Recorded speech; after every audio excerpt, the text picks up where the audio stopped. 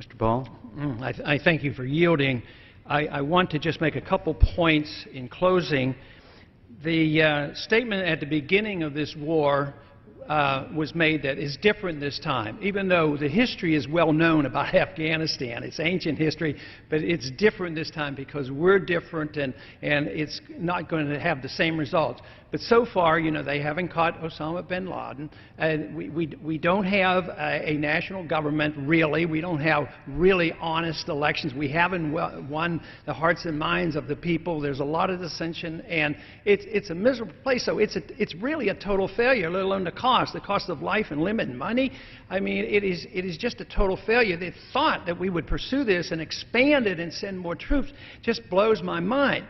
And I want to just mention a couple things I think are bad arguments. One is that we're involved there, we've invested too much, and therefore we have to save face because it would look terrible if we had to leave. But you know, it's like in medicine. What if we in medicine were doing the wrong thing, made the wrong diagnosis? Would we keep doing it to prove that we're right, or are we going to listen to the patient and to the results? You'd lose your license. Yeah, that's right. But it seems like politicians don't lose their license. Maybe they should, and maybe there will be more this year or something. But the other argument they make is if you take a less militant viewpoint, as we all do, that we're not supportive of the troops. The troops don't believe that. The troops I talk to, the one Walter talks to, I mean, they know we care about them and they shouldn't be put in harm's way unless it's absolutely necessary. This other argument is, well, we got to go over there to kill them because they want to kill us. Well, like I mentioned before, it wasn't the Afghans that came over here. But if we're in their country killing them, we're going to create more terrorists. And the more people we send, the more terrorists, the more we have to kill. And now it's spreading. That's what I'm worried about in this war. You know, there was one individual, I don't know his name, but they believed he was in Pakistan. So he was part of the terrorist group, or the people who were opposing the occupation. So they sent 15 cruise missiles, drones, over, looking for him. It took the 15th when they killed him. But 14 landed, and there was an estimate made that about 1,000 civilians were killed in this manner. How many more terrorists have we developed under those circumstances?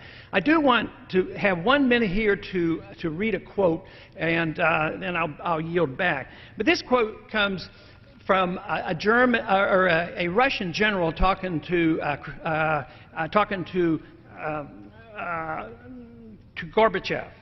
And Gorbachev went into office in '85, and this was a year later. And the general was talking to Gorbachev.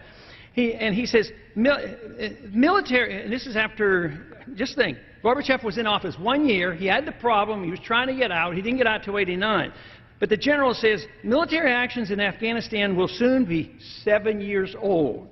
And told Mr. Gorbachev at a November 1986 Politburo session, quote, "There is no single piece of land in this country which has not been occupied by a Soviet soldier. Nonetheless, the majority of the territory remains in the hands of the rebels." It reminds me of the conversation between Colonel Tu and Sumner's after Vietnam, and Sumner, our colonel, says, "You know, we defeated you in every battle in Vietnam."